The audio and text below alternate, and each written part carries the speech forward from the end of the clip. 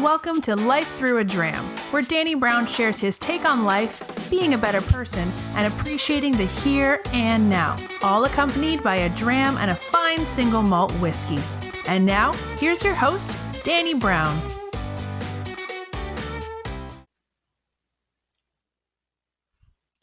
So the other day, I was coming home on my usual train commute from Toronto, and two cyclists got on. One of them was a man, and the other was a woman. They weren't together; they just happened to be, on the same train, both with their cycles.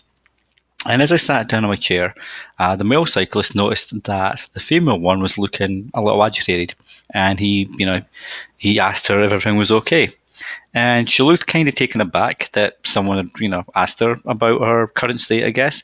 But then she replied that, thanks for asking.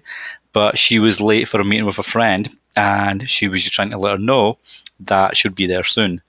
And the guy replied, "Well, that sucks, but maybe you're late for a good reason." And again, the female cyclist, she kind of looked at the guy, and then asked, "How come?" And the reply from the cyclist, the male cyclist, kind of stuck with me. And I'm going to be paraphrasing here. I don't recall the exact conversation word for word, but basically his message was, "Well, you never know. You might be late, and your friend might leave, but you might meet the love of your life, or at the very least, someone who'll become an important part of your life because your friend isn't there, but a new person is." And the female cyclist, she paused and then smiled and thanked the guy, for that comment, for that train of thought. And so the train started up anyway, and pulled at the station, and away we all went. Me towards home, and my family, and the two cyclists wherever they were going. And who knows? For one, perhaps the start of a huge new chapter in her life. And as the train bobbed and weaved along the track, I couldn't help but think of what the cyclist has said, and specifically the part where he said, "Maybe you're late for a good reason." Because that's, if you think about it, that's like such a counterpoint to our usual stance on being late. That normally if we're late, it's a bad thing, and sometimes a very bad thing.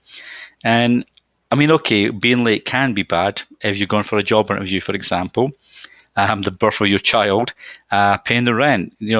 These can be bad things, obviously, but it can also be a very good thing, and something that young cyclist saw and clearly lived by.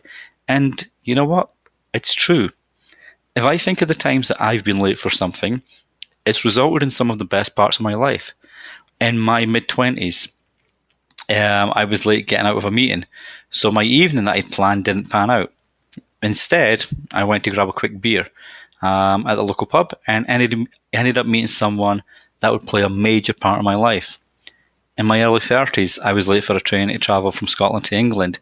As it turned out, I missed the train, and the train ended up derailing and injuring over 30 passengers. Thankfully, nothing serious, but it just goes to show. And that same decade, but in my late 30s, I was late for a night out, so decided to stay in and jump on a band's message board to write about some Scottish punk music. My future wife read it, and the rest is history, and this is why I'm now in Canada. And when Salem, my daughter, was born, she was my second child, I had to be out the country on business. I was over in, I think I was in Chicago, or I may have been in San Francisco. Anyway, I had to be out of the country. And so my wife actually delayed the birth. She should have had our daughter the week before, but she delayed the birth, and I made it home the day before the little girl came into the world. And they're all different examples of being late.